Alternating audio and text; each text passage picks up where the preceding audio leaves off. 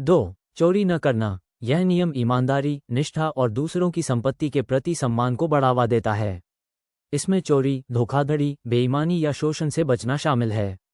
इस नियम का एक और पाठ हमें सलाह देता है कि जो मुफ्त में नहीं दिया गया है उसे न लें। बुद्ध पूर्णिमा के मौके पर गौतम बुद्ध के अनमोल वचन और विचारों को जरूर जान लें। बुद्ध के ये उपदेश लाइफ को सफलता और सरलता के साथ जीने की शिक्षा देते हैं। 1. हत्या नहीं। ये सिद्धांत जीवन की पवित्रता के प्रति गैर नुकसान और सम्मान पर जोर देता है। इसमें जानबूझकर संवेदनशील प्राणियों को नुकसान पहुंचाने, मारने या हिंसा करने से बचना शामिल है। सख्त व्यक्तिगत कार्यों से परे, इसमें वे तरीके शामिल हो सकते हैं जिनसे हम समाज में कार्य करते हैं जो पर्यावरण की हत्या या विनाश को बढ़ावा देते हैं। 2. चोरी न करना। यह नियम ईमानदारी, निष्ठा और दूसरों की संपत्ति के प्रति सम्मान को बढ़ावा देता है। इसमें चोरी, धोखाधड़ी, बेईमानी या शोषण से बचना शामिल है। इस नियम का एक और पाठ हमें सलाह देता है कि जो मुफ्त में नहीं दिया गया है उसे न लें। 3. सेक्स का गलत इस्तेमाल न करना। यह नियम नैतिक और जिम्मेदार यौन व्यवहार को प्रोत्साहित करता है।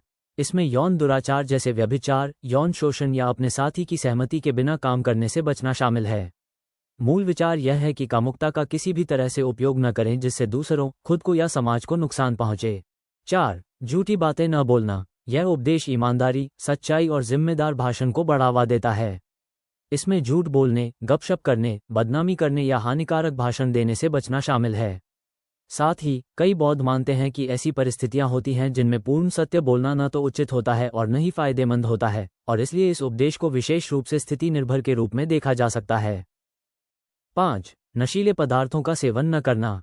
यह उपदेश मन की सजगता, मन की स्पष्टता और आत्मनियंत्रण को प्रोत्साहित करता है।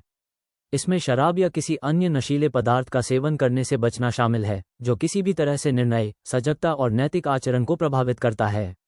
चाहे वो ड्रग्स हो, शराब हो, टेलीविजन हो या इंटरनेट, अगर यह आपके दिमाग को अस्पष्ट करता है तो यह आपको वह स्पष्ट दृष्टि विकसित करने में मदद नहीं कर रहा है जिसे बौद्ध अभ्यास विकसित करने के लिए बनाया गया है।